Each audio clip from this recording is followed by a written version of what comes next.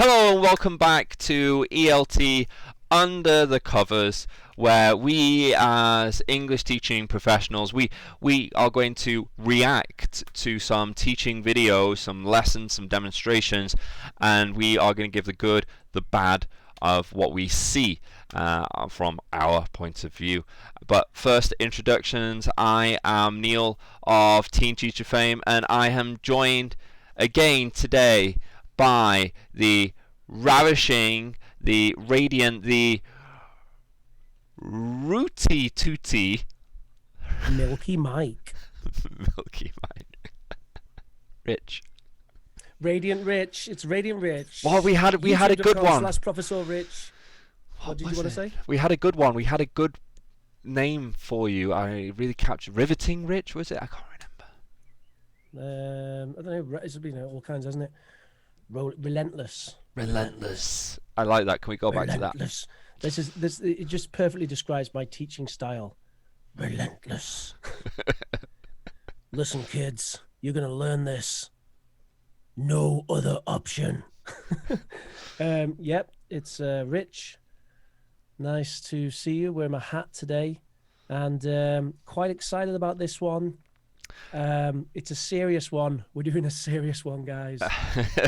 This is a serious one, and this is a serious one because this guy has got a big bar to meet, because not only is this a teacher, this is another Rich. This is a Rich Hall teacher. So we're going to be looking not just at teaching, but this teaching spectrum of riches within the world. We have a Professor Rich, we have a Teacher Rich. Who will win? Find out at the end of this episode. I know and have known, when I think of it coming to mind, two other teachers called Rich, and both of them were very good teachers. Very good teachers. What do you think it is about the name Rich that promotes good teaching? It's a good question.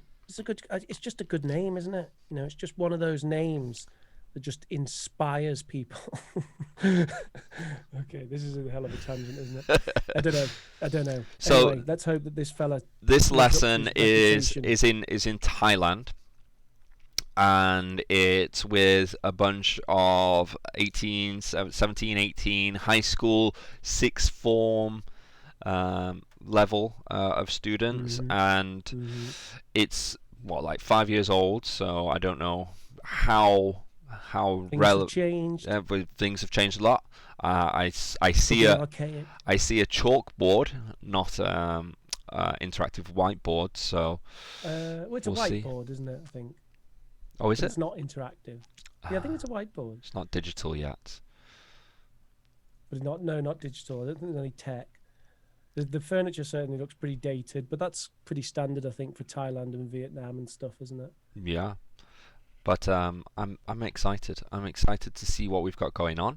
So are we ready to just dive in there? But we were talking, weren't we, about uniforms and how in Asia they have the kind of sporty ones. We can see them rocking it, can't we? They're wearing kind of like polo shirts and like tracksuit bottoms, right? Yeah. Or some of them are anyway, which is exactly what we were talking about. Needs to come to the UK. It's comfort. Yeah. Comfort. And Japan desperately needs it. But anyway. Well, there's a whole subculture from. I don't know if they would want to get rid of that because of the no, they definitely wouldn't. I mean, is it called JK? I don't know. Like JK is the clothing brand, I think, that supplies like the schoolgirl and schoolboy outfits, I guess schoolboy as well, in Japan. And they're like super famous. And even I think like they're sort of exporting them to other Asian countries. Oh, really? You know, it's like, this is how school children should look, you know. I don't know. Need comfort. Yeah, I don't know. There's a lot of fronting, so you know, a lot of pressure to put on to look a certain way, rather than you know, than just being comfortable. Rather and than being cool. I Yeah, think I it's know, but should be that's a problem comfortable. everywhere, isn't it? And I've always hated it. And you know, when I was younger, I just didn't have the confidence to say, you know, I don't give a Yeah. shit. When I was younger, you know, you'd be like, why why you wearing slippers in a bar? Why you wearing sandals to a business meeting? You know. Because that's what you're Um, supposed to say, right? well, these days I'll just be like, get a grip. Yeah, sure. Anyway, Banana hammock in a business meeting, whatever. I don't give a why are you wearing a scuba helmet to a PTA meeting? I don't know. Anyway, right. So I'm excited. Here we go. Let's see what these Thai kids have got, or more specifically, let's see what This Mr. Rich has Hall got. there. He's rocking the pink. Yeah. Speaking of clothes, So good he's a on real him. man. Yeah. Breaking Ah, boundaries. is that what it means? Yeah. If you wear pink, you're a real Okay. man. All right. Is he chewing gum? He looks like he's chewing gum, unless he's It's just hard to flexing his jaw a bit because he's on camera. Because I mean, sometimes you do stuff like that, right? when you're on camera. Is that what you It do? can't be. Well, When you're you're on aware that camera, the you camera's there, so you sort of maybe chew your tongue a bit or something, you know, just to kind of get those try and nerves get out. the But good. Is this a yeah, good angle? it's the energy. I don't know. He can't be chewing gum now. Well, we'll see. We'll hear it more. It really looks like he is. Yeah, he is. He is. This is very cash. Very Very cash. cash. I'm impressed. Is that a cigarette? He's got cojones. Is that a Is cigarette? that a cigarette? Just eating a burrito. Oh,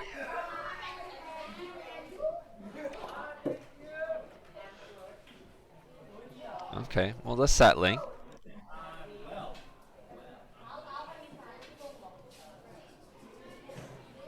Straight onto the board. What's it say on the back of his... Oh, maybe it's like a uniform shirt. Yeah, I think it is a uniform. Got some Thai writing on the back, and that wouldn't be Pink allowed and if it yellow wasn't uniform. a uniform, would it? No. All right. I'm not sure what's going on. Has the lesson started yet? I don't know. What did he say? I still don't know what's going on, and I'm still wondering if the lesson started yet. Maybe he's going to give a signal.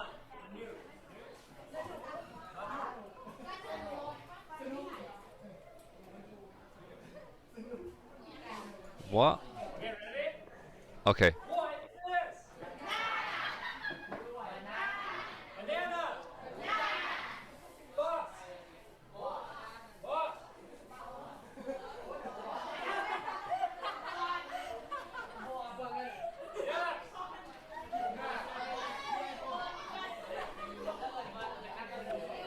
What was it? I can't see it.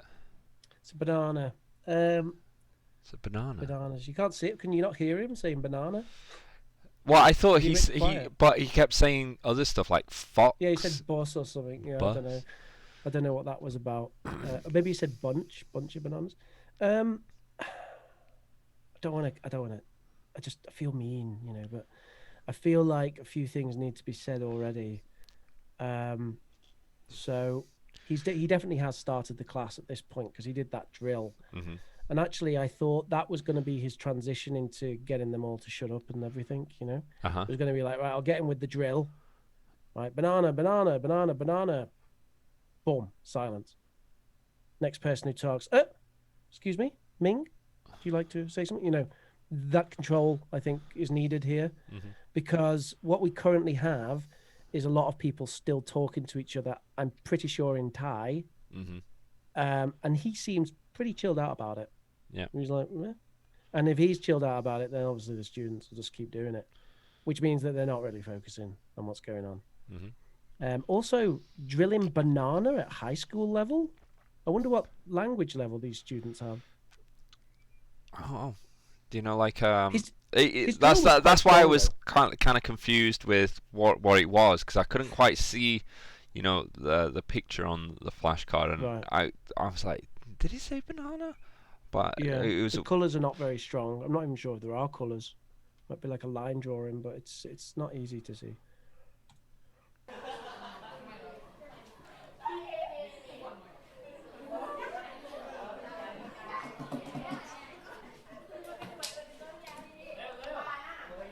pointing. That'll shut him up. Yeah, I Oh, don't she's mind walking around pointing, as well. but yeah, Oh, I don't is mind. she helping out maybe? Yeah, yeah, he gave us something. I don't mind the pointing. It's kind of all right, but it's sort of getting a little bit beyond parody now, isn't it? Yeah, we like to kind of uh, let's be honest. This is a fun age group, right? I don't know if you've ever taught high school, but Hmm. they are a fun age group because they tend to be smart. Like if kids are high school age and they're coming to English classes, they tend to be smart and into it, Hmm. because at that age, either their parents have given up and they're like, well, I'm never going to learn English, they don't give a damn. And that's all the ones who are like badly behaved. And then the ones who are kind of into it or need it for university or whatever, they're the ones that are like the high school age who are coming in. So they're like into the classes, they're into the language. They're probably thinking of going to a university, so they're going to be quite kind of intellectually engaged. You can do all kinds of really interesting topics with them, and they're sort of fun, because they're I doing mean, all fun stuff. And when but you it say like, could yeah, I'm into video games, then alternatively it could just be they a get into that as well. public school, like, and this is their mandatory, English class with the foreign teacher, speaking class. I mean, that could be a reason why he's doing banana because they're just, you know. Yeah, you're right. That is possible. Yeah, we'll have to sort of reserve, see where it's going with it. But anyway, they're I kind of think the pacing the back and biggest forth, and the the biggest hey and thing. the yo and the all right. It's like okay, okay, good, good. You've soaked it up. Now let's see what happens. Okay, because they're not actually paying that much attention to him, are No, I mean, they? what I was gonna say is he needs a call to attention or Oh, something definitely. just to get He, everyone. Like, I don't know, yeah. have some sort of game at the beginning where Oh, it yeah, catches all their attention, like you do at the beginning of the class. yeah. I see He multiple. 100% needed to or still needs to get them to shut up, Yeah, and he still does. I'm waiting for it. It might still come. Maybe he just wants to get through a bit of this, and then it's going to be bong bong. Everyone shut up. yeah. But it hasn't happened yet, and it Maybe should he's have just already like happened. slowly easing them into a class because I don't know though, but he looks too. The thing is, he looks too happy about this situation. He's kind of like, yeah, it's cool, just chilling with the kids while they talk in Thai, and we sort of gradually go into a lesson. I don't know, man. I'll yeah. be impressed if he transitions this well.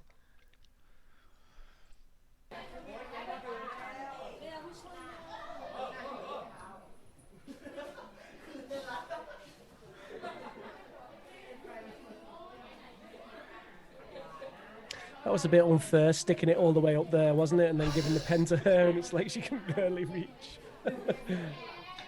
Oh, so she's writing it.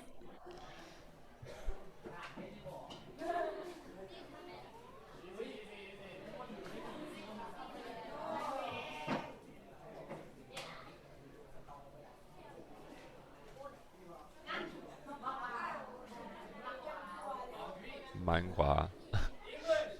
Mango. See, he's shouting, but the thing is, he has to shout Hmm. because they're all still going on. Yeah. So when he was like English, to me that sounded like he didn't need to do that, but actually he did need to do it because there was so much rah rah rah rah rah, and that's because he still hasn't got them to shut up. Yeah. So now he's shouting, which takes energy. It's going to wear his voice out. It doesn't particularly sound good. It just keeps the energy high, so they're all still going. They're all still blah blah blah blah blah, and he's like, "Yeah, English, yeah, yo." you know, Sorry, dude.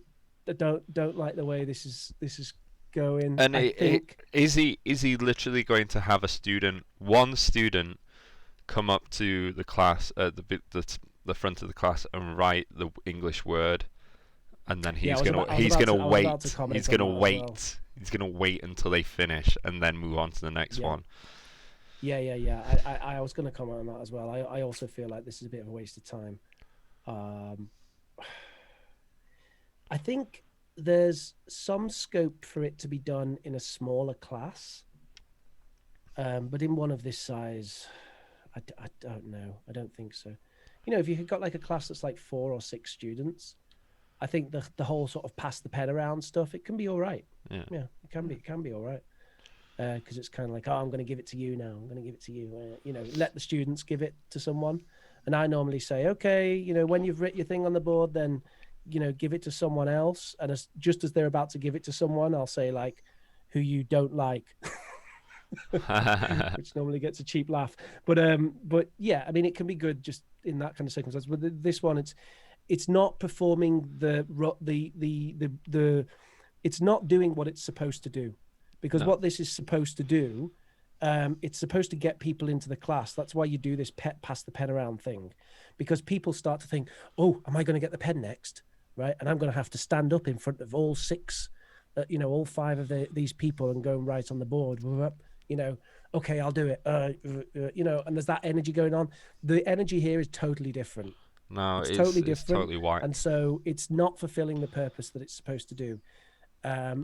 It's actually perpetuating the problems, because there's so much time happening between vocabulary, between, you know, like drills, yeah. that they It's of course they're boring. going to speak in Thai. Yeah, I would be. Yeah, I'd be speaking.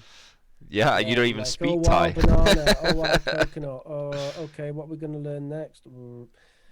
You know, you might still be right that they're a low enough level for this to be a thing, but I find it Well, difficult. we'll see Also, how you it shouldn't goes. really be you shouldn't really be introducing new vocabulary right at the start anyway. So you know, presumably this would be it'd be pre-activation of schematic knowledge, right? So it's like So like that's what I kind basically, of mean, like when he's saying that maybe he's, you know, gradually easing them in that this is maybe right. a review of Yeah, previous. yeah. I'm sort of expecting pineapple to come up, and then for it to be something about, you know, the Caribbean or the tropics or something. But or I guess in Thailand they grow these things. Don't they?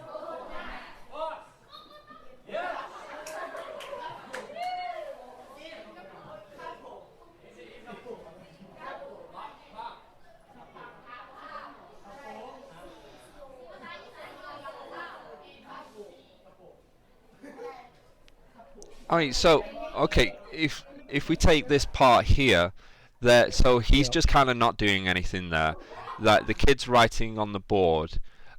What could they do to, if that kid's writing on the board and he's not doing anything, the other kids aren't doing anything?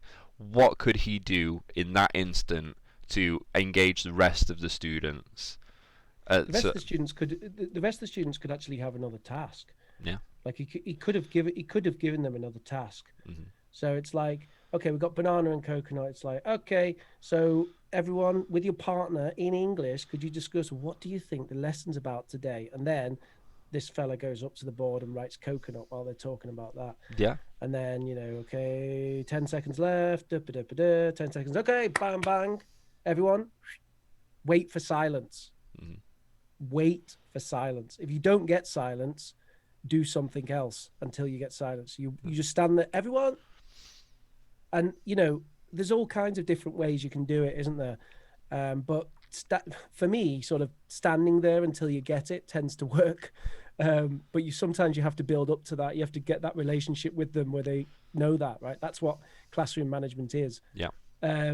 So okay, you know, if they're not showing up, one thing that will happen is if you do it for long enough, like if you're standing there for a minute and you still haven't got silence, you'll find that some students will start to like just say like shut up to the other students, and that's not ideal either. But you know, at least it works, and you don't have to shout, and you don't have to say, "Hey, shut up, everyone," or whatever, or just ignore it, which is what he's doing. He's just barreling on. I don't need to get silence. I'll just keep going. Yeah. What? You know? I don't. He doesn't even Which he probably notice. doesn't realize, to be fair to him. Yeah. You know, it's difficult to realize it until someone points it out to you. Well, we're pointing it out to Sorry, you go now, on. Rich.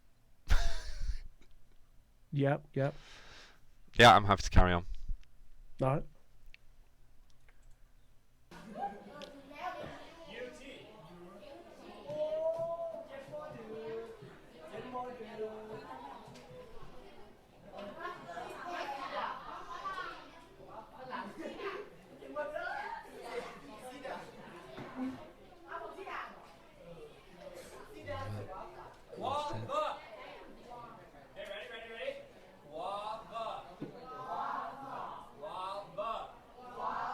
Okay, so good. He's got the schwa in there. Bad. He's mangling the stress, isn't he? Guava. It's not guava. It's guava. Well, it's one of those problems when you're just drilling words with it without it being Yeah, like within yeah, a yeah, sentence. It's you end yeah, up like yeah, weirdly stressing stuff that you wouldn't normally stress. yeah. Anyway, I'm definitely bored now. What's going to happen next? I'm going to get a pineapple. He's gonna pull guava out of his pants.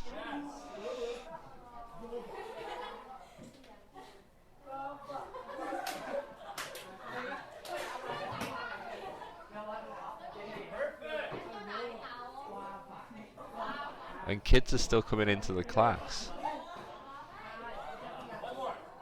Yeah, the fact that people are still arriving could be a like, oh, we're sort of not, we haven't actually started the lesson yet, but we clearly have. It should all be started. See, these kids can then just sneak in, and who cares that they're late? They'll probably come late again because they don't have to walk into their embarrassing silence. You know, Yeah, yeah. they can just come in into the rowdy class and rock up, and no problem. Yeah, I'll it's not a arrive great 5 minutes sign late when every it's just week. people are just like wandering in. You know, most schools, especially the private schools that I've worked have, will have a policy. Like if you're 5 minutes or 10 minutes late, and you go past that time, you don't enter the class. You can't join the class at Oh, that point. Jesus, really? Yeah, Wow, yeah, yeah. that's pretty it's pretty All of the schools special. I've worked at Canada, Mm, especially, that have that policy, and you get okay. marked as absent, and Oh, fair enough. A little, guess it keeps people honest. I mean, to be honest, in Vietnam, you used to get quite a bit of tardiness, but at least they kind of creep in and apologize. yeah, Because they come in and they can tell they're interrupting a class when they come in. yeah, Here, it doesn't feel like you're interrupting a class, so you can no, just rock up. it kind of feels like it's still not started, even Yeah, though yeah, it does, it doesn't it? has. It It's does. weird, Yeah, yeah. but maybe it's not. We don't know yet. Might have to Mm, skip forward a little bit. I don't know how many yeah, I know. Let's fruits see. How long does this fruits he's nonsense going go through. on for?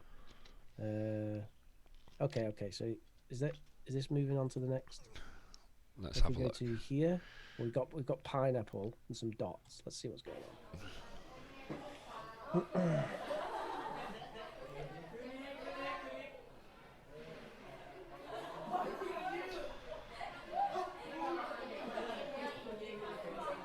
Again, that was a little bit cruel, wasn't it? Look at her; she can barely reach that, and he was like, "No, no, up there." Does he like this? He likes to get people up there, and then, oh my god, please, teacher, no. Okay.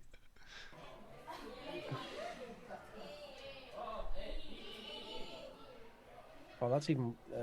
At least he's helping her out.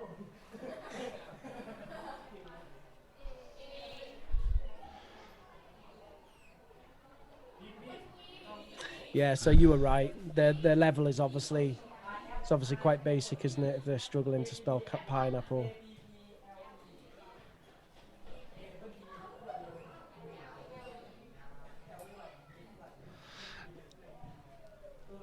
There's actually an issue that I would say with that is if you have these 17, 18-year olds that high school, um, but their vocabulary level is, or just general English level is so low, I found that it often is there's a lot of issues with it in that you know they are smart at that age.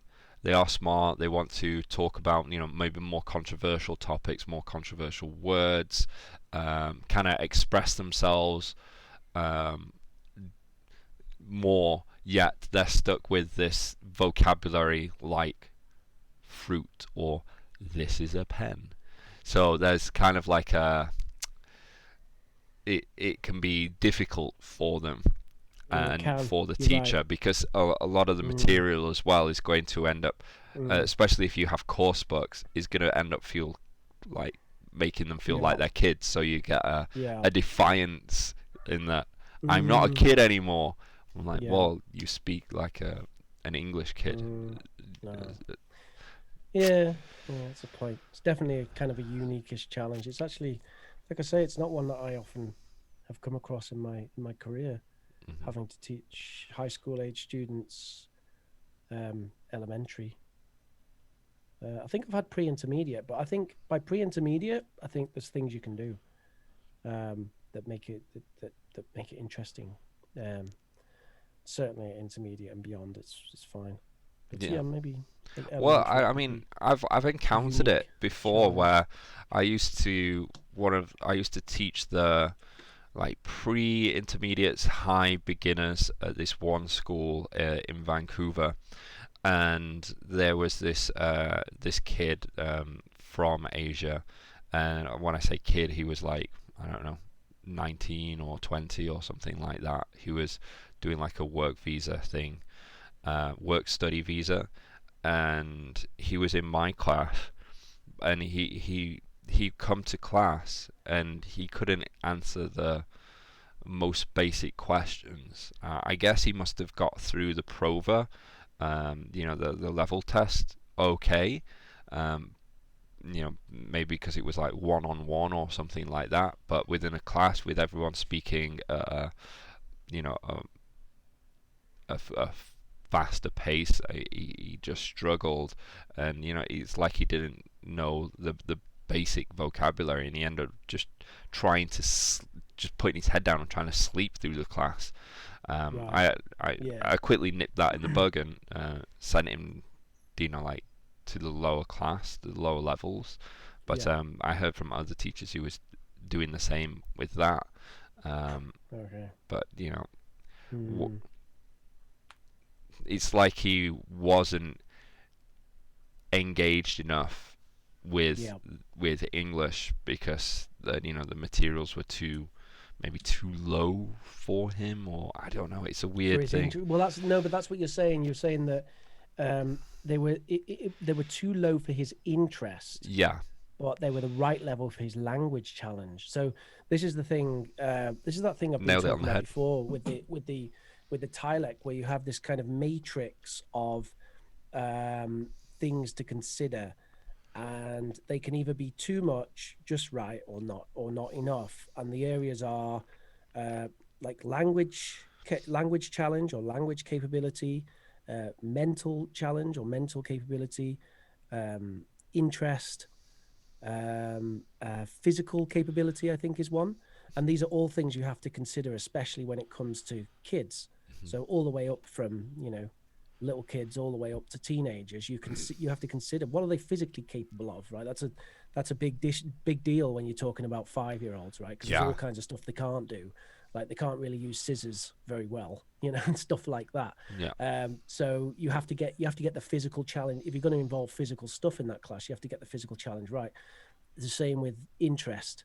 You got to get the interest right. But not only is the interest got to be right, the level's got to be right as well. Mhm. So that's why I thought it's quite a unique challenge, because I'm 100% convinced it can be done, Mhm. but you would need, and maybe, to be fair to this chap here, Mister Hall, he does. Maybe this is being prescribed by the school. This, as you've spoke about before. Mhm. So maybe he doesn't particularly have a choice about what to teach or how to teach. But certainly, I'm 100% convinced it's possible to make a beginner level class that caters to the interests of teenagers whilst also hitting the language. It might not be a walk in the park. No, You it's need a going bit to of be work and a bit of incredibly thought time. difficult, and I I actually don't, think I don't know about incredibly difficult, but it's, yeah. something to something you'd have to think about. I Yeah. think it's a definite issue, and a definite issue in more developing countries within public Mm, school systems. I think you're not going to see it as much in private right. Yeah, academies. because they're already good. Yeah, but with the public Mm. school, like in China, I was literally with my little kids teaching. They knew nothing. Nothing. Maybe they knew hi, and I'm Right. fine. How are you? I'm fine, thank you. Yeah. I'm fine. How are you? Who are you? I'm fine, thank you. How old are you? I'm fine, thank you. Yeah.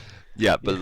I literally always used that's to have what that. they always have. So, but I mean, but with little kids, it's really easy to engage on the lower level stuff, and they're not so Mm. caught up with their interests because it's kind of interesting anyway because they're Yeah, not like they're everything's interested in interesting. colouring things in and stuff, aren't they? So Yeah. yeah. Okay, So now colour in the coconuts, how you cocoa approach high nuts. schoolers with you know this basket of fruit, see what I did there, and make it interesting to them is a definite challenge. And one of the issues, unfortunately, is the highest level of teachers, the most experienced teachers that would be most capable of doing that um, are working in international schools and private schools. That's They're right. not doing the public Yeah, schools. So you're right. Yeah, you get teachers that are kind of more backpacker teachers, more that are newer right. teachers thrown in this Yeah, situation, you're absolutely and right. Yeah, it's such a but shame because yeah, that's the always how kids it's going to be, aren't though, isn't it? that they're not getting what they want. So I mean, this is kind of Mm. what my angle was with Team Teacher China, was just kind of get with the materials that I give to the teachers that are often very new, very green, is like frameworks that they can kind of follow with their PowerPoints that Mm. kind of they can teach. Basically, they're almost like self-teaching, but they just Yeah, allow to build up that experience that you can then yeah, start to diverge and start to yeah, include activities outside of the whiteboard and stuff. But yeah. it's such a shame that we don't have more experienced teachers in like these sort of situations that would want to take on that challenge or would be Yeah. incentivized by the education system to take on that challenge. It'd have to be grants. There'd have to be some sort of grant or funding scheme that allowed, less privileged kids or, yeah, people who don't have the money to go to the British Council or whatever Yeah. to because that's the only way it's going to happen. Or, it's always volunteering your time, but again, it's not the most spicy area to volunteer your time, is it? Everyone wants to volunteer, help. Well, actually, you were talking about sort of immigrants, weren't you? Yeah. There are teachers who volunteer to kind of teach English to immigrants. Yeah.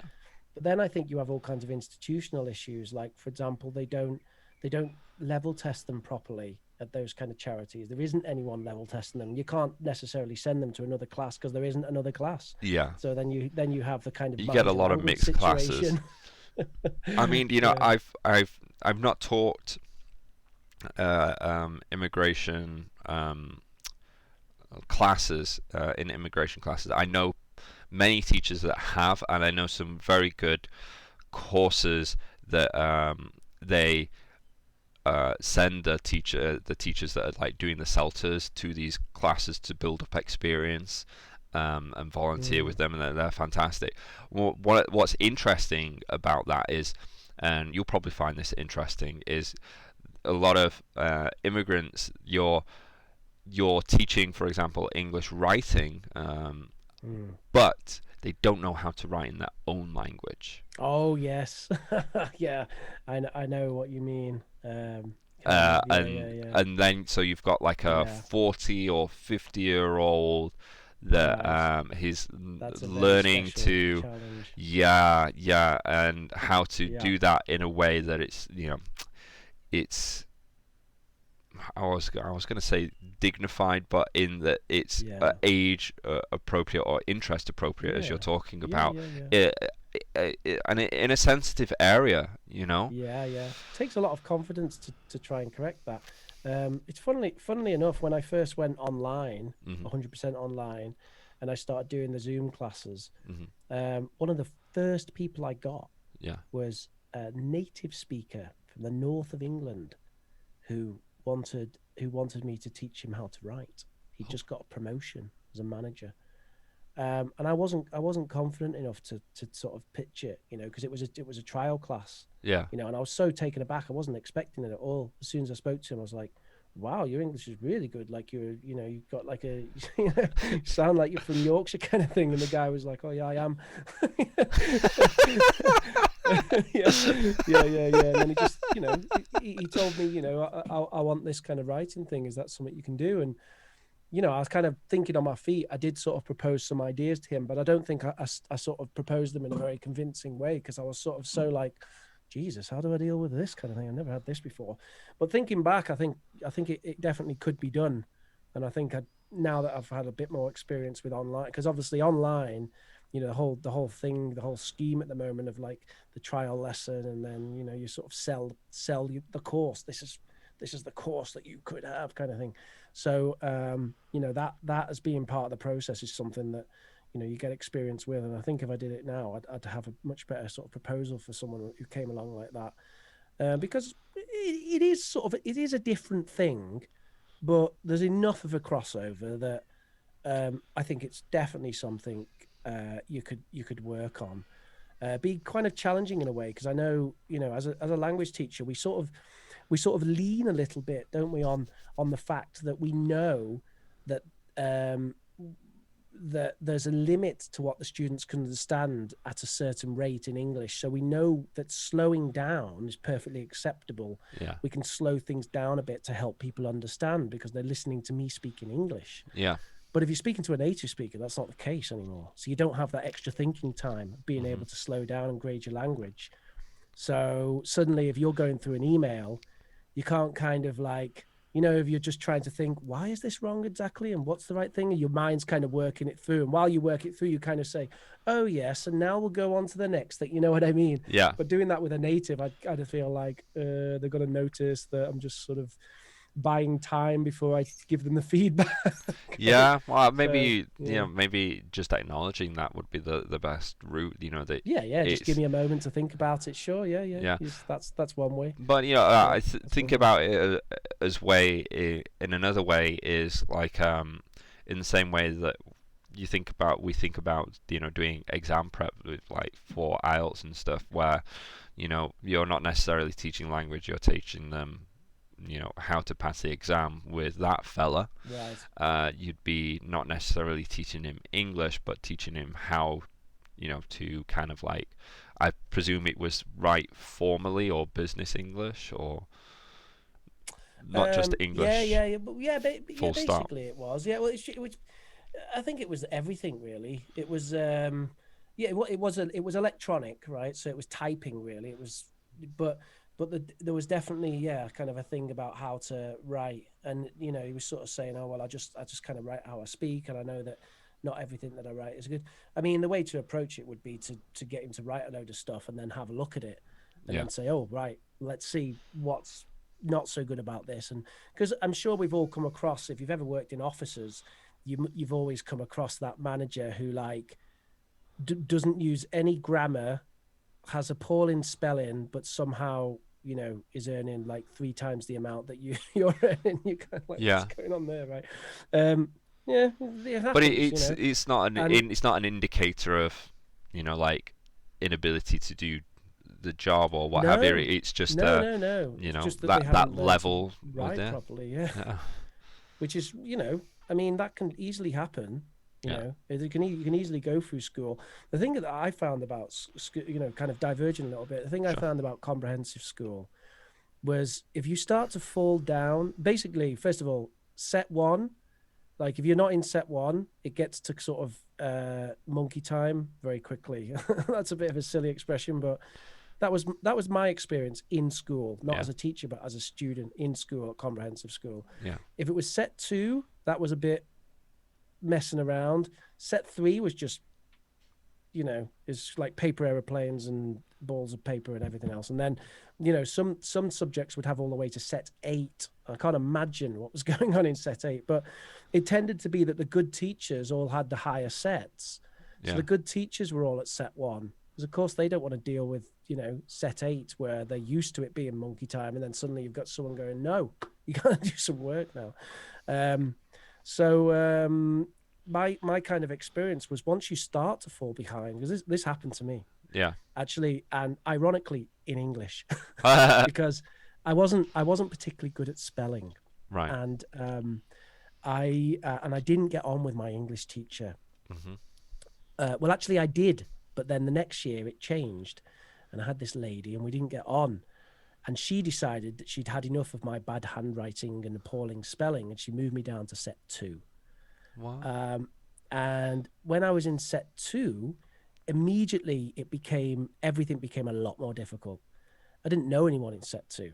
Yeah. There weren't any of my friends, because all of my friends were in set 1 for everything. That's kind of what happens, isn't it, at Yeah. school, right? Yeah. So suddenly I'm totally outside of my social group. Didn't particularly have any friends. I remember there was a group project making a game, like a board game, and the teacher had kind of unfortunately said, get into your own groups, which first of all is not particularly a good idea. And second of all, if you do it and you notice one student is on their own, you should do something to rectify that. He was a good teacher actually, and I think he was struggling a little bit to control that class or whatever. Yeah. But he didn't correct it, and I ended up making the board game on my own because I was comfortable with that. And then I remember when I got my grade card, and he gave me like A's for everything, but like a D for working together. It's like, is that my fault? Like, you didn't put me in a group, or just because I didn't have any friends in that class, so I couldn't. So anyway, I could definitely see how it would become a slippery slope. Yeah. But I think I can't remember what happened exactly, but I think I either mentioned something to him or something happened. Like maybe we had like a 1-to-1 or whatever reviewing something. And I said to him like, I really want to go back up to set 1. Like, this isn't working for me, kind of thing. Yeah. And for one reason or another, he moved me back up. And I remember as soon as I moved back up, it was the same bloody teacher who'd moved me down.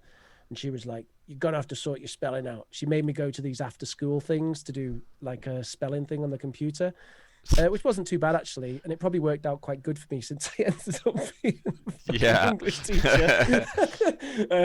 But anyway, that's the thing, that I can definitely sympathize with people who, they might have done well in one area or another, or maybe in nothing, but I think once you kind of get into the trap, it can easily spiral out of control, and you can just go, and before you know it, you're in a class where nobody cares about learning anything. The teacher barely cares because, that's all established. And then you've got just the problems of, students that are struggling to learn and everything. Yeah. It's unfortunate. I don't know if it's still like that today, but it certainly was when I was at school, which I guess is 30 years ago now. Wow. You look good for 60 years old. To be fair, that particular class would have only been about 26 years ago or something. Anyway. But I mean, that was always the issue I had with the public school was the sets, because I had the similar experience, but my experience was maths, and I was in the top set, but then I was the bottom of the top set, and they decided to move me down to the second set. But the second set was there was a difference between the first set was more, there was a further ahead in the curriculum than the second set. So when I moved down, I'd already done some stuff. But they'd already done some stuff that I'd not done previously. I think more or less I missed out on algebra or something, and that screwed me up. But I feel for that, and one of the things that I really liked about the Chinese public system is that they have this no child left behind policy, and it's the opposite end. So you've got a really mixed the huge classes, but you have the person that's the top students in the year there, and also the bottom students in the year there, including special needs. So that they teach more towards, I don't know, the lowest common denominator. I think they try to keep a median line, but I like the no child left behind, even though they spend more time on that, because I think it's important. I know there's lots of controversy around that, but I do err on the side that if a student's really good at something, then they'll always find ways to, you know, be better, to improve upon that. I'm not worried about someone that's really good at English. You know, if they get a little bit bored or don't go as high as they could with their potential, you know, that's Yeah, I see what you're fine. You saying, can do especially remedial if stuff, that's but it's if mixed classes in a public school is what you're having to deal with. yeah, But I think separating by ability is definitely preferable. I disagree with the British Council Vietnam on this, that they separate by age at yeah. primary, and they were implementing it for secondary while I was there, and I don't agree with it. I know, differentiation and all the rest of it, Hmm. but you can only do it so much, and I think separating by ability is good, but what you need to have safeguards against this kind of thing, that, oh, then the lower ability groups just become, the kind of the junk groups. That's not what you want. Yeah. um and I guess to some extent it's this idea of like the good teachers who kind of are well respected and maybe have been there longer or whatever, and they kind of cherry pick the classes. Yeah, I get it, that sort of happens or whatever, but I think it needs to be a bit more balanced. You've got to have a bit of a range of things, and importance has to be placed on those lower groups as well. So I would say for me that would be the solution. I really don't, to be honest. I don't like the idea of separating by age at all. I think it's outdated.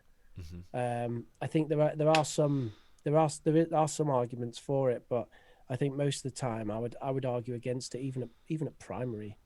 I think there's an argument to be had that students should be more separated by ability and interest Hmm. than by age. Um, I think and it just comes down to kind of red tape and bureaucracy, and how you would even implement that. It just seems such like a oh yeah, mammoth task. oh it But definitely is. Yeah, it's a minefield. it's a huge issue, and it's, you can't just do it. But I was one of the youngest in my year, because I'm born in August, Mm, whereas I was friends with one of the oldest in the year, and yeah.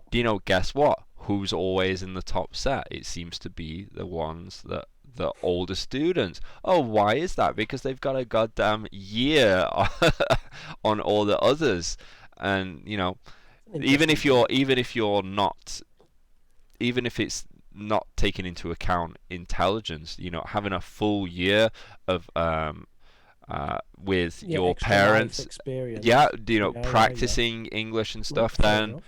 Fair enough. I think That's that's a definitely a very point. fair point. And even with, Yeah. I think Gladwell talks about this in Outliers, where he's talking about hockey in Canada, the amount, but he basically boiled it down to, if you're a hockey player in Canada, if you want to be a hockey player in Canada, you have to be born between this and this time, because this is Wow. the optimal time for you to enter the school, to be at the right, Uh, wow. age, physical ability, Size. and Yeah. size, yeah. Jeez. Because Wow. then you're going to be they're going to look at you and go, all right, this kid's the right size. Right. This kid's, so Mm, we're going to focus and get this kid to do hockey more than the other kids, because he's got the right that's it. size. And That's a serious flaw in the system. that's why I hate differentiation and all the sets and stuff like that, because it's as you say, often it's based on age, not so much as ability, and then as soon as you move past that and you get in the sets, they perpetuate being worse. So if you're in the lowest set, that means that you're stupid at English. When not necessarily, it just means your level is lower, but that's how it is presented and come across. So it stigmatizes it. It is as well. You know, the idea that and then the kids get this in their head. They get it stuck in their head that I'm not good at English. I'm the stupid kid in the stupid set. Okay, that's who I am now. Yeah. That doesn't make any sense. Yeah. Or I'm not good at hockey, and you're like, no, you're just not as developed as. And those kids are so much better than you because they've got the physical size, but because of that, they've been given more experience. If you'd have got more experience, you'd have grown it. It's crazy. Yeah, and the only argument I can think is like, oh, but you know, 5-year-olds should be working with other 5-year-olds. Who is to say that a 7? I mean, of course, kids can work with kids of different ages. You know, brothers and sisters exist, right? You know, kids have different ages and they play together and talk together and interact fine. You know, I understand there's certain situations when, you know, that might get a bit different, and then you have to think about age brackets. You know, fine, maybe it's a good idea to keep the 16 to 18-year-olds together, for example.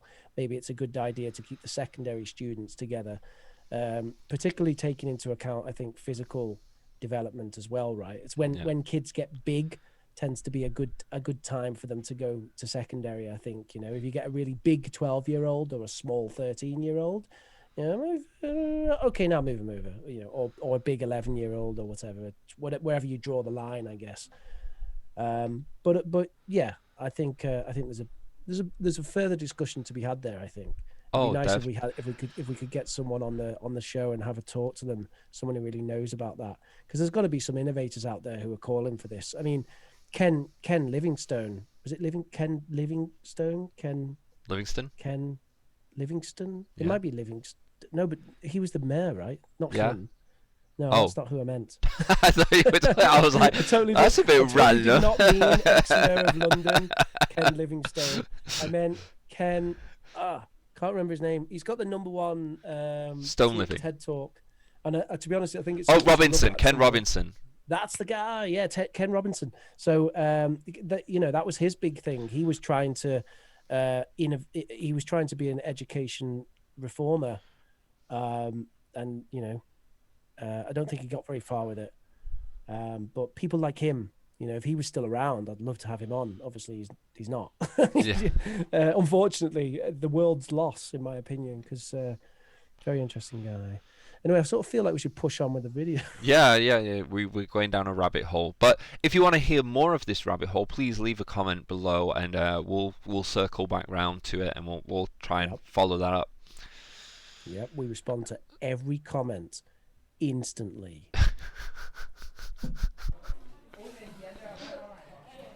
Oh, it's another flashcard. I'm gonna spin on. How long is he doing these flashcards for? Can we get to the end of it? How wait. Oh, hang on, we've got some what's your favorite, what's my favorite here. I kind of want to see how he introduces that. Can you give me a time as to how long he spent on this? Well, we've got 10 minutes. 11 minutes. 11 minutes, right? Yeah, 11. Of a 40 minutes class, so a quarter. That's of the class. That's terrible, isn't it? That's terrible. This shouldn't be 11 minutes, even for their level. This shouldn't be 11 minutes. They haven't done anything yet. Tell you what, they're quiet. Down a little bit. Yeah. The thing is, I suspect that's just because they're being polite. I mean, kids this age do tend to have some awareness of that, not like slightly younger kids who will just keep going. Yeah.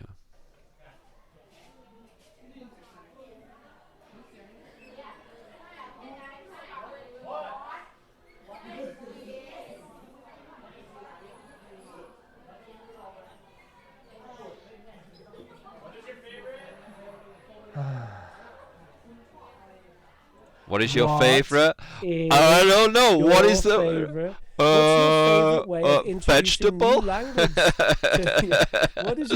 To, what's your favorite way of introducing new language to people? I know. Let's introduce it with synthetic stress, word by word. Okay,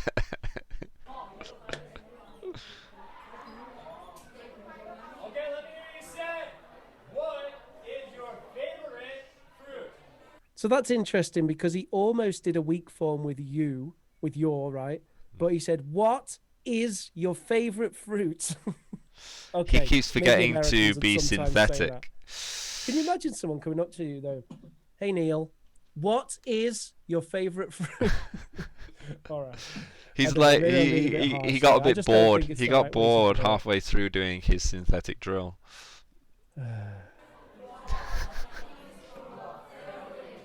Perfect. One more time. What is your favorite fruit? I did it okay then. He did it kind of correctly. I would do it a bit faster myself. I'd say, "What's your favorite fruit?" But he said, "What is your favorite fruit?" Okay, it's got better. But now what we have is two different drills. Now he's drilled it two different ways, so the students might think, if the students notice that, they're going to think, which one's right?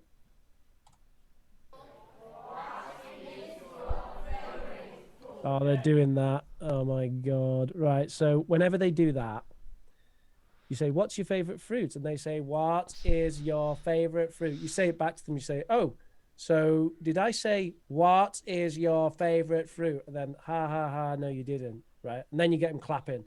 "What's your favorite fruit?" Yeah, it, And then it they'll do becomes it. a song, And becomes a rhythm. And interestingly, what you find is when they do it, the intonation often gets corrected as well. Yeah. So you notice how their intonation was way off because they were like, uh, uh, uh, uh, so the stress is bad and the intonation is bad. When you do the kind of "what's your favorite fruit," then suddenly they get the idea, the whole idea, and it's "what's your favorite fruit," right? And clap them into it as well. So "what's your favorite fruit?" and then offer it, and when they go it, and they'll get on board. Yeah. And that's how you engage that. You'd again engage their interest because it's fun, it's rhythmical, it's it's engaging. It's interesting. Yeah. Yeah. And they'll shut up as well after they've done it because if they're all clap, clap, clap, and then boom, silence. Yeah. Next person who talks, oh, I see, Ming. Slap, You slap, want to come slap. up here and you got something to say, huh, boy? Get up here, boy. And you throw the boxing that's what gloves I on do. the floor.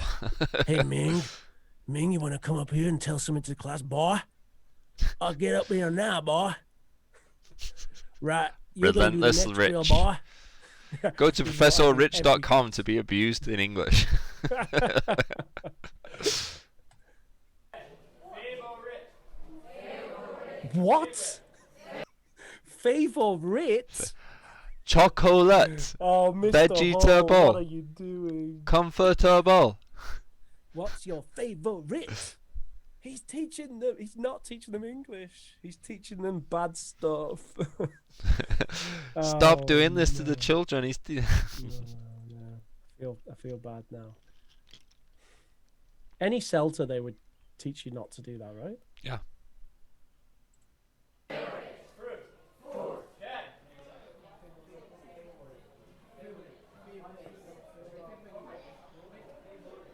Well, what is this then? No. Just random kids He's got shouting. some stickers on his shirt as well. I didn't notice that before. He's got like a load of stickers. Maybe he just self-sticks himself. I think at a summer school that's cool, and I think even as a one-off or whatever. But they look like hearts or something. Maybe it's part of the uniform. It's just the pink top and the hearts. I don't know.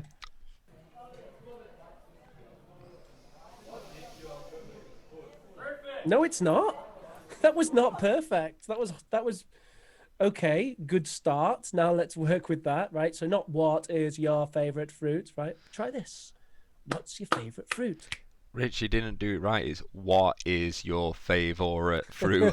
Yeah. Can you imagine You did one of the students is you like, did it correctly. One of the students is just like, "What's your favorite fruit?" And he's like, "No.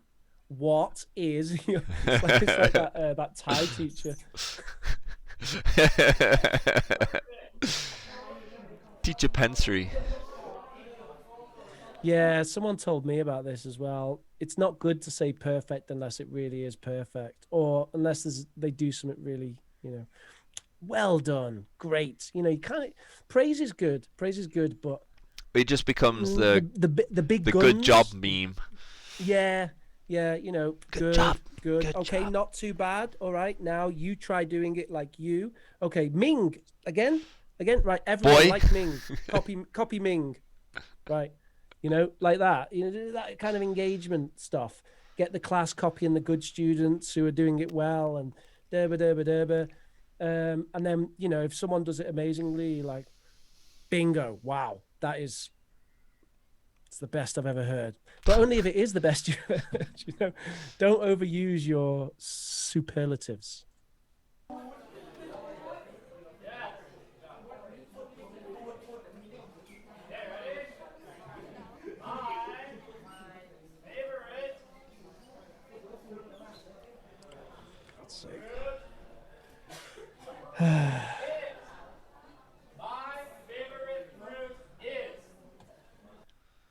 Well, we've definitely got at least one who isn't engaged because we can see her in the camera just looking back. I think at the bloke who's just off screen to the left.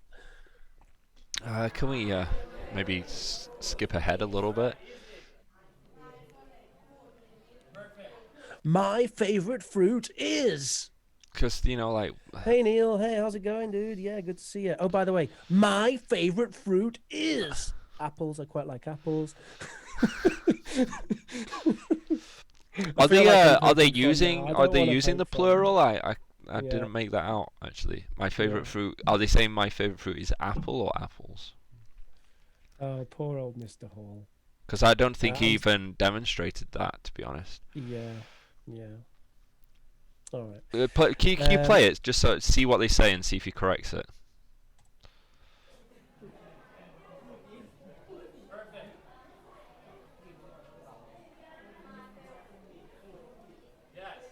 No, they're saying it just like him.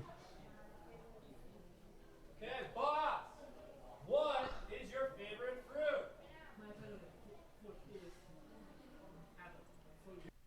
Did you say apple or apples? He So said apple.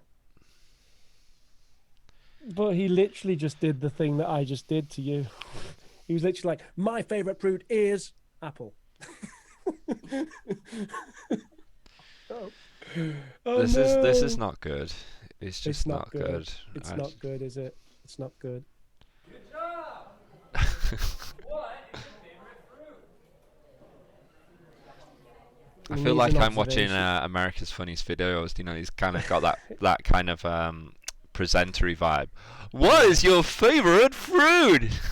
I don't mind the presenter vibe and stuff like that. I just think, there's more. Obviously, there's more. What's this? Oh, look, going look, on passing here? notes here. Yeah. Oh, dun dun dun. It's all right. See if He's we gonna pause come it the down right on time it. so we can read it. Oh, it's the register. Oh, okay. Tango. What is your favorite fruit? Come All on right, down. I'm gonna. Yeah, spin please. on a bit. Yes. Yeah. Let's see. We'll go to. What's this? All right. What the hell? What is this? Battleships? Oh, Oh, you have to get 4 in a row. Okay. oh, it's Connect 4. Yeah, basically, I guess it's like Connect 4. Yeah. What? Oh no, it is Connect 4. You're right. It actually is Connect 4.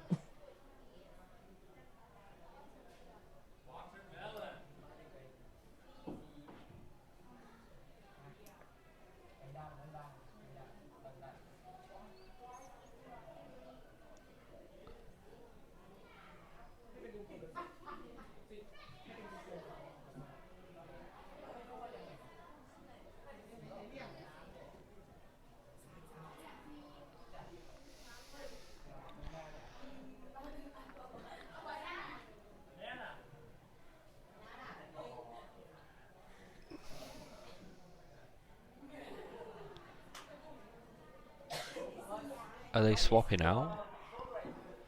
Or is it just these two kids?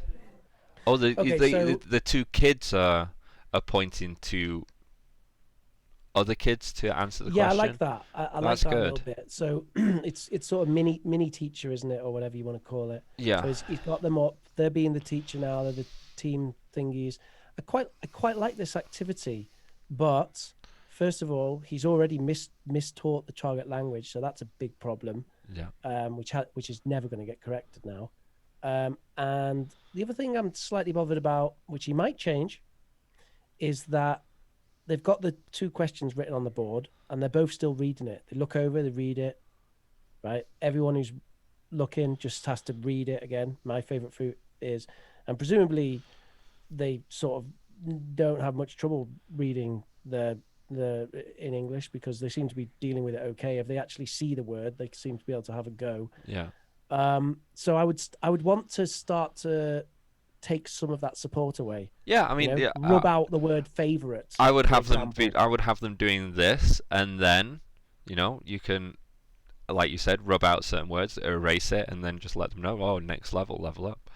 Yeah, right. Start rubbing out the middle of the fruits. So Stop you rubbing. just got an M and an O, and there's no ang in the middle, and they have to remember. Oh, is it mango? Right. But it's a decent activity. I've never done this either. No, I mean, this is I do have a slight issue with it because I think you could literally just have them doing.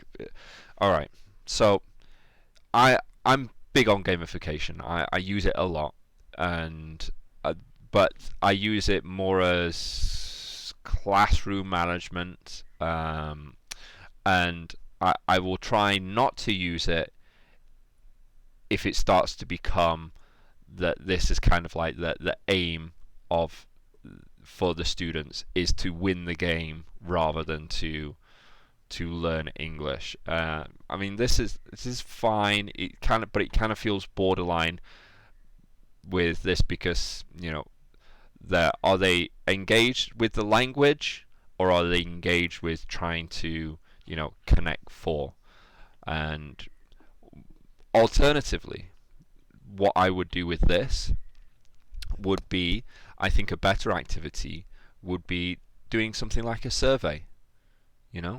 Have the kids, they go to each person in the class and they ask them, what's your favorite fruit? And then they write it down.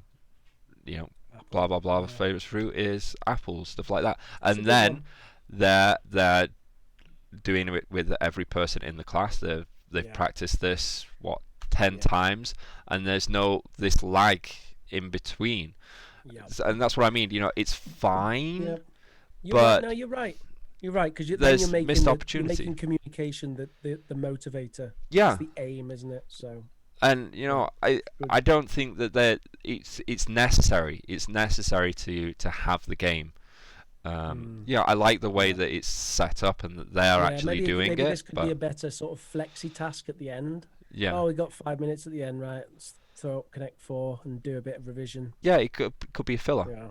Or this is what they could do at the beginning of the class to get the students to get attention. Use the vocabulary or whatever he taught previously. Do that, and whoever wins it, totally. you You just throw up the pictures, have the pictures already there, and then Connect Four or even just 3 in a row, noughts and crosses as to do they know the names? Yeah, and just Right. do Number run 6, that for mango. I don't know 5 Yes. minutes while you're waiting. Knowing that people are going to be coming in tardy and stuff like that. Make at the end there's some sort of incentive. Whoever wins then directs a certain part of the class after, or I don't know, Yeah. get something. So there's an actual incentive to participate and become engaged, and then boom, you're straight into new vocabulary or whatever you're doing, and they're all engaged, they're all focused on you. Yeah. So it doesn't look like this actually goes on that long though. All right. Well, Oh no, maybe it does. So he's back there. So it's about 5 minutes. It's probably about right for a little activity like that, isn't it? Okay. What is tomorrow?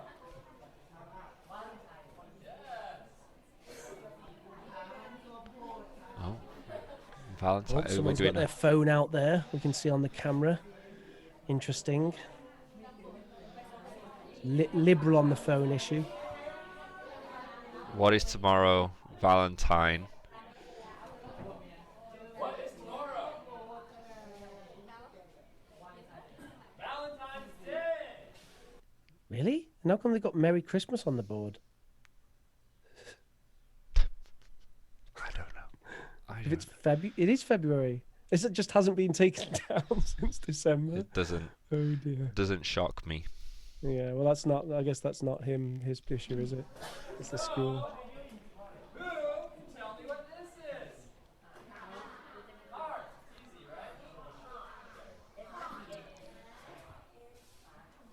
Right now, everyone stand up and sit next to the boy or girl who you'd like a date with. That'll freak them out. Imagine it. They'll be like, "No, ketchup."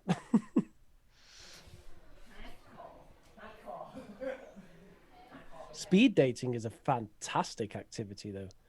Absolutely brilliant for teens. Well, Like get them to come up with some wacky questions. Teach them some grammar point. Get them to come up with some wacky ass questions like, if you were an animal, which animal would you be, or whatever. okay. Are you ready? Set up speed dating. So what he's got a class with. He's running 2 separate lessons right now. He's done fruit. He's going into Valentine's Day. Right. Shouldn't do that. But here's what you should do if you're smart with this. You build on what those there previously. You do speed dating, as you say. Get them all and give them weird questions. But you know what? Guess what the questions are? If you were a fruit, what would you be? What's the most romantic fruit for you? What do you prefer? Guava or guava or coconuts? Yeah. The thing is, it goes into dodgy areas, doesn't it? Yeah, but you know they're teens. Man, There's gonna be some sort of that innuendo, or kind of. There's gonna be a bit of spiciness in there, and that's what gets them interested, and that's how you connect. No, one of the best ones I ever heard when I did this with some teens is there was a girl who just literally went round with the question, "Would you marry me?" she just sat down. She was like, "Would you marry me?" I think she got a couple of people saying yes. And she was quite happy about that. But this is what I mean. Like we literally just came up with that right there. Just a little bit of thought of how could I connect both of these lessons. That's it. And that makes it that little simple connection makes it a complete lesson rather than be a good community activity because what's this? It's a heart. Yeah. They've only done controlled practice, so it'd be good to move them on now to the freer practice, and that's your speed dating activity. Exactly. You've got your tie-in with Valentine's Day. They're going to be super into it because teens love speed dating. Yeah, and they get to say silly stuff because they like, oh, what fruit dowry are you going to give me? I don't know if to get married. What do you think my head looks like? A mango or a pineapple? Yeah, I mean that would be hilarious. Well, I don't really like Ming because he said that my head looks like a watermelon, but I think it looks more like an apple. Yeah, I mean, and we just given questions that are really, maybe beyond their language. Like if they're doing what's your favorite language, but you don't have to just say if you were a fruit, what would you be, or it could be simpler. What's your favorite fruit? Fine, do it speed dating, or even just in like, what fruit are you? Is pretty. You don't even have to throw like conditional or subjunctive in there at all. Just what fruit are you? Do you like grapes? Why not? Whatever. Yeah. So I don't like Ming because he doesn't like grapes. I like grapes. You're really down on this Ming fella. I don't know. Ming, I don't know. It's like everyone in Vietnam is called Ming basically. Ming and Nguyen. Nguyen. Let's not go down that rabbit hole again. Write down below in the comments what the actual pronunciation of it is. It's exactly the same thing. It's right heart. Okay.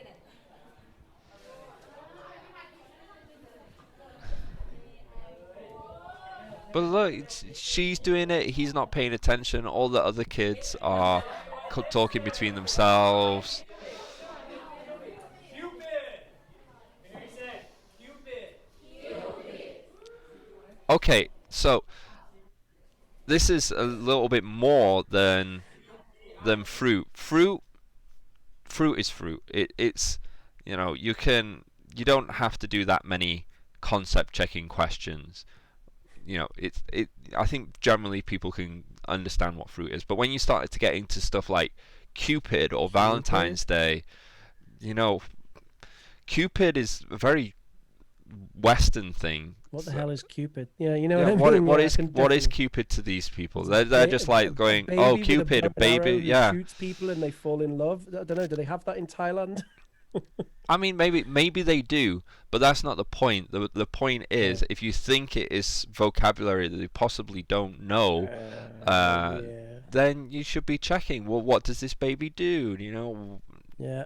That's a good point. Yeah, Cupid. It just said it's Cupid, right? Cupid, bingo. Next, we've got the Happy Valentine dog. Does everyone know the Valentine dog? Yeah. Ben. Let's talk about celebrities. Do you know? I don't know, David Attenborough. Yeah. Just like David Attenborough, he's a celebrity. You don't know David Attenborough? David Attenborough.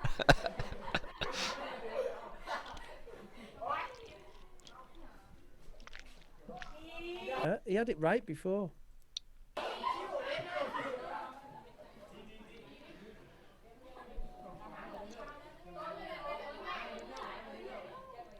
And the lesson grinds to a halt yet again.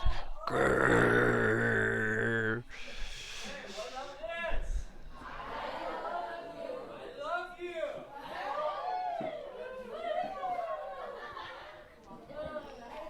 Of course, they're super engaged because it's a spicy subject. So, yeah, but it's the relevance. Is the relevance there? Are we going to get some relevance? What's happening? We just get more stuff? Yeah, okay. Be my Valentine, kiss, right? When do we actually get something? Happy Valentine's Day. Okay. So this is like maybe a conversation pattern here?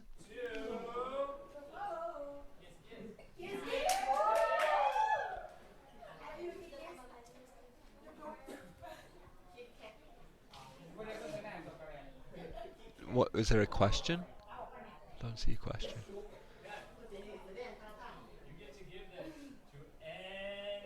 Okay, I don't know if this is a good idea. Get someone up in front of the class and then give them. You can give.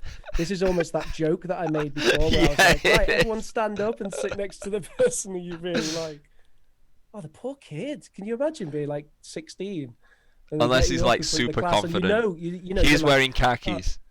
Yeah, unless you're like Chinos.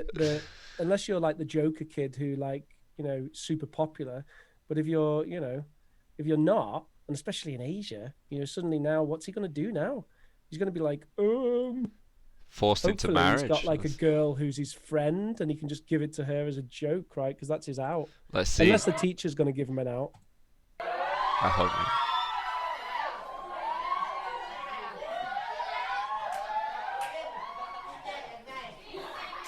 He's looking around for a girl to look at him and go, yeah, go on, just come over here.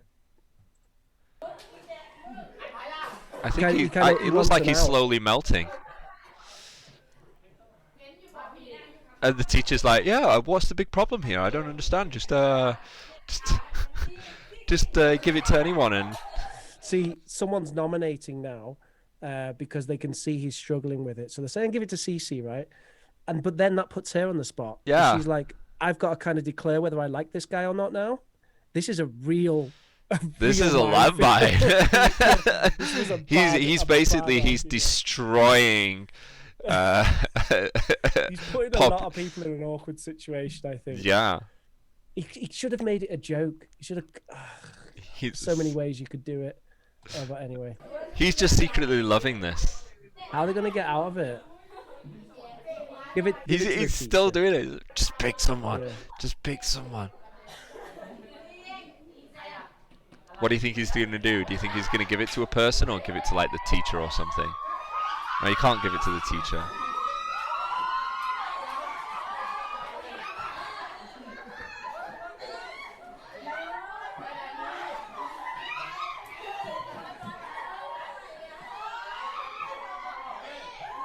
And then he's gonna make the kid say I love you.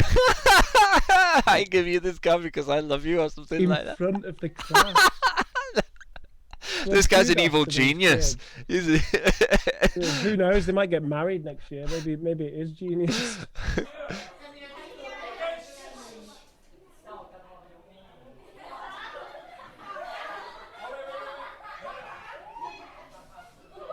I think he's actually got a little bit lucky here that that this is kind of strangely might actually work out, but I just think it was so risky what he just did.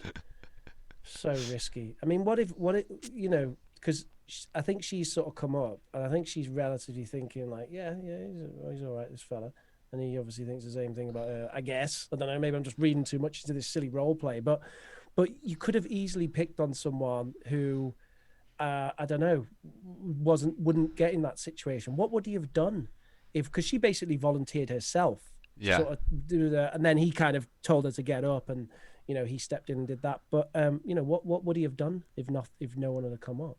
And what if then he nominates one of the girls and she says no. Yeah. What do you do then? Yeah. I don't know. I just think really could have gone. Oh, I'm surprised it didn't go more horribly. Yeah, it definitely could have. Definitely could have. And if I got myself in that situation, like where I had the kid up there and they had the card and I was like, yeah, go and give it to someone, and he didn't give it to anyone, I think I would get an out. I would like do a thing that's like, right, I'm going to do something with this. Get another boy up. That'd be a way of doing it. Just be like, get two boys who are kind of mouthy up. Right, Ben, up you come. Okay, Ming, boom. And he'd be like, oh, look at it. Ming, get up here. Right. Okay, Ming, you're the girl. Ben, you're the boy. Whatever. A bit heteronormative, but all right. The teenagers in Thailand, they're probably, in general, are going to be quite. Well, even then, you start and you know like you're going down that route of like, okay, well, why's he got to be a boy or a girl, and then it's just gets it's a minefield. It's a minefield. Just stay away from it. Just stay away from it. Yeah, definitely. Or do you know like have something that no one's that you know, have teddy bears or something A's like and that. B's. A's and B's. A's and B's. Happy Valentine's Day. A, will he be my Valentine? B, right. A, I love you. B, kiss, kiss. Right. 2 rows. A's, B's. Right, go. Or just make it ridiculous. You know, make them fruit. I love you. It's not Banana. your favorite fruit. It's your favorite fruit. When it's your favorite fruit, you say I love you and make it funny. It could have been so traumatic for these kids though. Might Still be. could be, yeah. Yeah.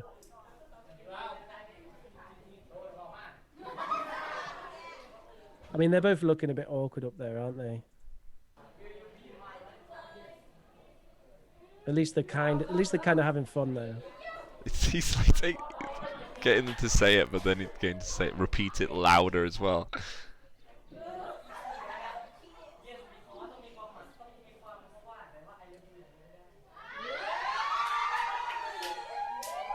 Did you just say a load of stuff in Thai? Yeah, and then see now I'd be he would say Thai because I love you or something like that. Yeah. I'd be panicking as a teacher then because I'd be like, what the hell's he saying? This, you know, it seems to be going down all right, but it could have been anything, couldn't it? Yeah. And he's just like.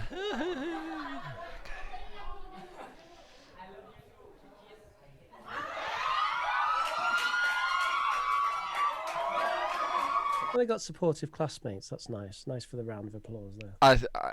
Is he going to make him kiss?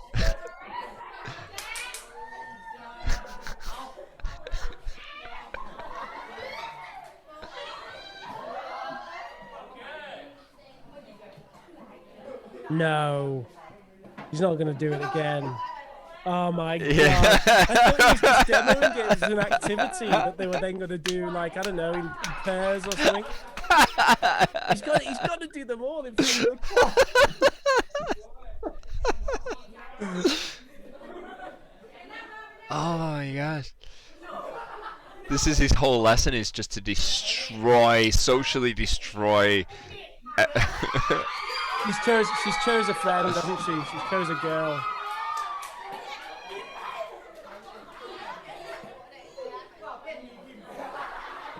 Whatever she's chosen, not coming out. Oh no, no. Oh, she's no, chose the okay. guy. Oh, he's super confident. He's walking in with his chinos. Yeah. I'm almost certain it's someone who she knows. Yeah.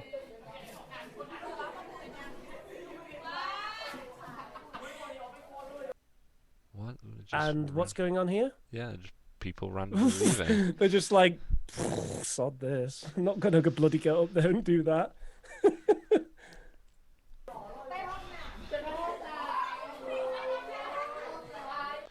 And you know, like what? I mean, with this, really, what's happening language-wise? Is anyone actually using English at this point, or it's just devolved into a social mess of giggling and awkwardness and?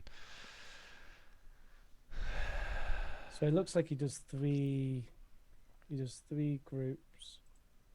He does one more of exactly the same thing. I mean, they're all reading it off the board. It's so harrowing. And what I stress is this worked. This, it's. I'm not going to say it's working out. It's they're doing stuff. I don't think it's particularly working, but no, what I really want to stress is this could have gone so terribly wrong, and it still really could go so terribly wrong after the class. That what we don't know what happens after. Did the why didn't you choose me? Why? Oh, Exactly. Actually, you want to get married to him? Oh yeah, maybe she's already boyfriend or girlfriend with blah blah blah, or it's you've got to get. I think you've got to get some confident kids who can take all of this with a pinch of salt, which you can get, but then luckily it seems like he's got those. But even still, having someone come to the front of the class, stand awkwardly while they're just like waiting to.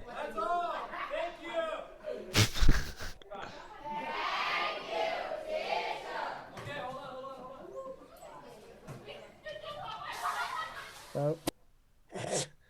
Hold on. Wait, what's he? Oh, he's going to show the class?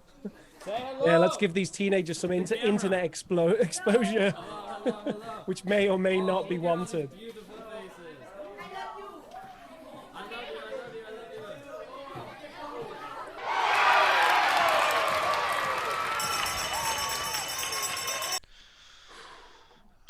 That was. At the end, there's just even if it kind of worked out in that nothing really terrible that we saw in the clip happened. Still, there was so much standing around, waiting for someone to say one line of English and then more standing around. It was just it felt like such a waste of time. They could have been built into a different activity much better. Hello? Sorry. I just started reading the comments. Oh, okay. Strangely, a lot of them are very positive about his energy, but there are actually some negative ones. One says, "Do they really teach these kind of things? I'm from Thailand, by the way. So this is just like a normal school then? Okay, this is not my business. Goodbye." Sounds like a bit of a weird comment. Maybe someone's got put off by something. They will never learn English in time for them to use it in real life situations, says someone else. And Richards replied saying that's a bit negative way to come into it. I sort of agree with him there. That is a bit negative way to come into it. We can't necessarily say that. Well, that person's just commenting lesson. just in general rather than the class. I feel like I don't want to make judgments about you, Mr. Hall, but I feel like you, at this stage in your career, you hadn't done a CELTA, which is fine. I was teaching before I'd done a CELTA as well. But I think it definitely needs some thought, especially if you're going to film it and put it on YouTube. And I think, yeah, I think there's numerous problems that we outlined in the first part of the class that we've already sort of gone over about it. You know, is this really well Could we do a quick justified summary? way to do that? I suppose, yeah, okay, we can sort of try, I guess. So the first issue was he never settled them down. He never got their attention. He Needed a never got them settler. to be silent. That's important. The first should be the first thing you do to And get everyone to shut up and look at you. a settler could be to move that Connect 4 to the beginning of the class. Right.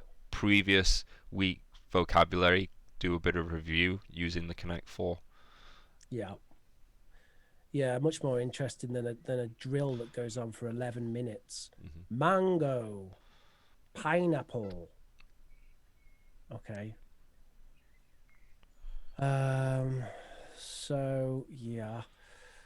And then after that, Or yeah, we had the even, you drills know, to go on. you can do another Connect 4 or another sort of game, and if you're doing those drills, you know, divide the class into separate rows, groups, and have them, you know, do the whole class choral drill, and then have them others do different, then do it by different rows, and you know, see which one you think, you know, said it better, and then those ones that said it better, they get Yeah. to, you know, play the Connect 4 or whatever game that Do you've a got proper going on there. drill.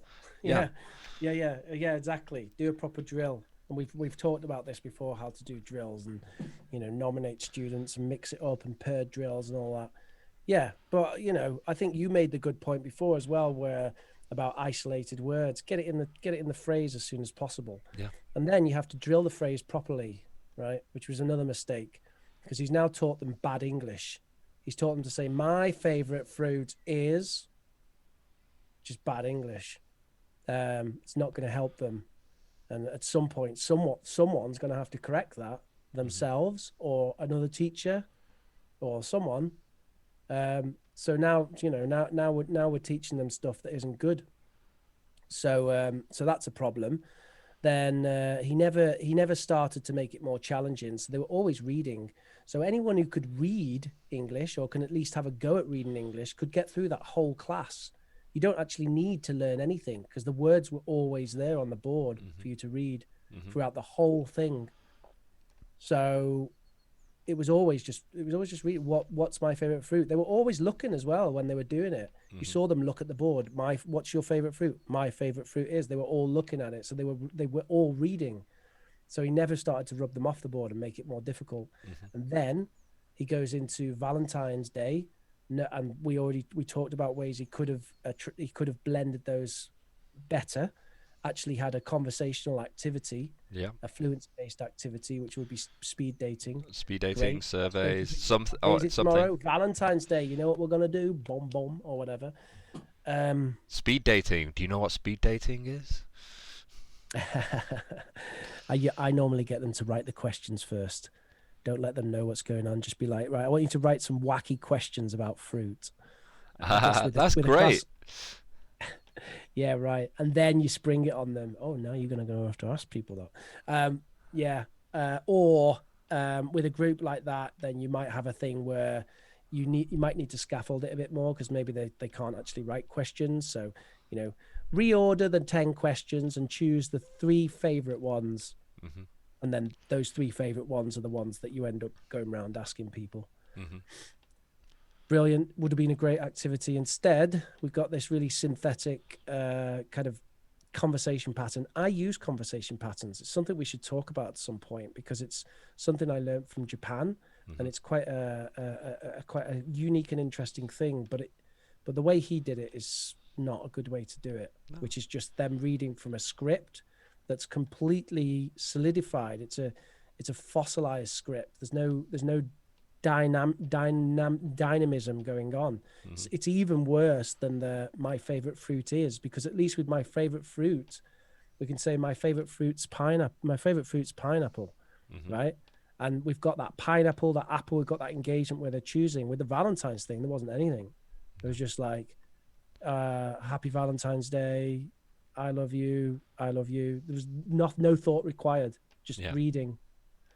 And then we have the worst thing about the class, which for me, if I was observing that, would make me say, yeah, don't do that again. Was the getting them up and doing that sort of now pick the girl who you fancy in the class. Yeah. It's too much pressure for a teenager. Unless you've established something like a role play or some other way of doing it, so they're not putting themselves on the line like that. But I mean, did you see how quickly those kids left in the bottom left? The ones who left 5 minutes early. Yeah. Just they couldn't wait to get out of there. They were like, "Oh, thank God, I'm not going to have to get up and do that." Yeah. Yeah. Yeah. And, you know, if you don't see how that could have been a problem, I mean, some people might watch that and go, oh, okay, it's just kind of awkward teens and stuff like that. Would you like to have done that when you were that age? Can you not see how that would have, you know, raised potential problems, not just during the class, but after the class? I mean, Yep. you know, there was lots of dead time, so much dead time there, Yep. and, you know, little use of English, just to comment on, you know, the actual, you know, teaching point there. But, you know, there's so many other ramifications that it's just so it's not worth the risk. And there's safer ways of doing it, like, you know, we mentioned the activity with the speed dating and stuff like that. Yeah. You know, once it's speed dating, it's fine because everyone gets to talk to everyone. yeah, Bingo, done. yeah, And you definitely don't make them then say, "Oh, so who do you really fancy?" No. Oh my God. but English class. I mean, you know, to be fair, it looked like it was probably a public school. These kids probably just put into this is just I their don't know established because English class. now that I'll think about it, like when those people left early in the bottom left, they were wearing like these green uniforms, all of them, and then That's you had true. like It could be there's a couple of people who were wearing like smartish uniforms with like blue bows, and then you had the kind of sporty uniform. So I'm not certain. It seemed to me like it might be a couple of different schools. So it might be one of those situations where there's like an academy or a language institute that like rents part of the school after school hours. 'Cause Oh, I know right. the British Council does that a lot. And clearly that wasn't the British Council. I don't think, no disrespect, Mr. Hall, but in 2015, I don't think you would have got a job with them. Yeah. Maybe you would now, if you'd like to come on the show. By the way, I've just seen a hell of a comment as well. It says, "That is terrible. I teach English to 5th and 6th grade here in Thailand. You should be teaching them conversational English. The way you are teaching them is why so many speak terrible, broken English. I taught my 5th graders what you were teaching them in 15 minutes. They're young adults and you're playing kindergarten teaching games with them." I think that comment's a bit harsh. I don't think I would quite put it like that. But the fact that he's got that comment, you know, I think it kind of comes from the lesson. And Richard has also come and sort of defended himself here. Oh, what did he say? He said, "I've been around this world long enough to realize it's quite immature and embarrassing to attack another person." Yeah, you know, like I say, I think the comment was a little bit harsh. I mean, to be honest, it's true, though. It's just not, maybe he's just not saying it in a very nice way. And he says, "Let me guess, you teach in a larger city like Bangkok. I teach in a very small town that only has one native English speaker, which is me. And the school I was teaching never had a native speaking teacher." Yeah, fair enough, Richard. But then if you are a native speaking teacher, you could actually teach them some native stuff, right? Yeah. Rather than "my favorite fruit is." Yeah. And you know, I can see he's getting a bit upset here, and you know, fair enough. And he's kind of like gone on a bit of a rant or whatever. But at the end of the day, I think it's clear to me that you at this stage you didn't have the training to be an effective communicative language teacher. And I think you needed, at this stage in 2015, you needed to have some more training, to because it wasn't a good class. I'm just going to What let can you that say? sit there for a while. Yeah. Well, here's what I would kind of say to that. I would say maybe he was the only native teacher there, and he was a new teacher. You know, maybe his background isn't in teaching, and this is kind of like his first teaching gig there. You know, wet around the ears, green. They get put in that class. Maybe little to no direction by the school. Just, you know, here you go, teach English. We want you to teach about fruit. He doesn't know the level of the students, or he knows the level of the students is going to be really low. And you know, he's played it really safe. And this is just kind of a serviceable class, I would call it, from a very new teacher, and that would kind of be like my comment around this, in that it's at least the kids are safe, ish, you know, physically. The Yeah, well, that's the thing, isn't it? it's They're not, it's because controlled in a way. yeah, I guarantee 100% after that class, there will be kids in that class, not necessarily the ones who stood up, but there will be kids in that class who will just think, oh, God, what's he going to do next week? Yeah. You know, am I going to have to get up? They might even be panicking about it. You know, it's the kind of thing that teenagers might really think about. Yeah. No, I don't know, man. I mean, I mean, apart I think there's a serious misjudgment that went on there. Yeah. yeah, especially with the Valentines. But you know, just talking about the fruit stuff, I can totally see, you know, a new teacher doing that. You know, drill.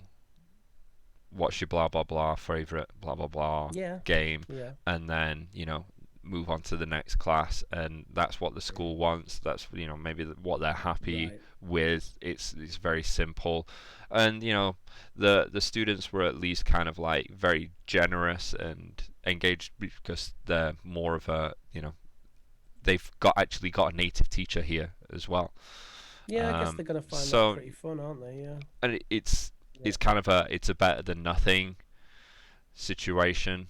Yeah, that's as nice as I can go.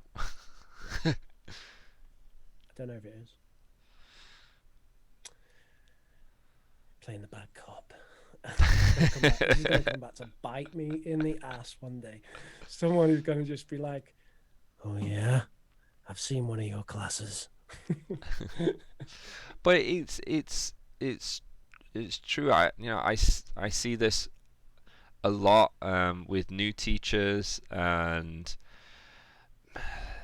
I feel like everyone kind of goes through that stage. I'm not talking about the Valentine stuff, but I'm talking more about the fruit. Yeah. No, you're right. Yeah, I agree with you about that. Definitely. Yeah, I think I'm not we condoning it go as through the fruit good, stage. but Yeah. Well, I mean, the classes I was doing in my first year in Spain were shit, yeah, to use a simple terminology, and probably quite similar to that fruit kind of crap he was doing. yeah. Yeah, totally. Yeah, so, you know, I'm just kind of, I'm trying to point that out, but yeah, he's put it on the internet, and as an example of good teaching, and Dun, dun, dun. yeah, it's not where you're wanting to move towards. I wouldn't want to encourage people to move towards that. I would be like, okay, this is good to start, and we I can wouldn't build say from it was that. good to start. I'd say it's someone who's trying to teach. Yeah, that's it. Is that. At least he's trying. Yeah, he does have a lot of enthusiasm. Yeah. But he definitely, at that stage, needed a lot of more guidance, I think. Yeah. Yes. So after go. all That of was- that, we Rich, got to Mr. talk Rich about- Hall, if you're wanting to come on, send us a message. We're happy to, talk and have a chat and, see where you're at now with your this was 6 teaching. years ago. I mean, who knows? Like I say, I gave some terrible classes when I first started teaching. Yeah. Thankfully, I didn't record them, and even more thankfully, I didn't put them on the internet. Why are we talking about myself now? But you were going to say something as well. I don't think so. I think I've kind of reached the end of that. Yeah, but it'd be interesting to, I mean, if you did, come on, sure. And we'd love to have your comments as well. What did you think? Do you think we were too harsh? Or do you think this was a good example of a communicative language lesson? Do you think the students learned? If anyone wants to defend this class, like, you're welcome to come on the podcast to do it. Yeah. You would have to have balls of steel if you want to defend this. Probably want that kid that went up and actually gave out the card. Where is he at now? His balls are just polished, right? Just carting married them to that around in chick. wheelbarrows. Wait, they probably didn't have a choice after that. Boom, together. Social pressure. Done. Get married. Yeah. Charcoal into diamonds. Diamond hands. Uh-oh, well, we're getting into meme territory. You can follow Neil's meme advice at Team Teacher Crypto. Team Teacher Crypto. Damn it! Golden I've not diamond copyrighted that yet. You're not supposed to say that. Yes, kids, we're getting into crypto. We've got a rich coin coming out. It's just rich like this.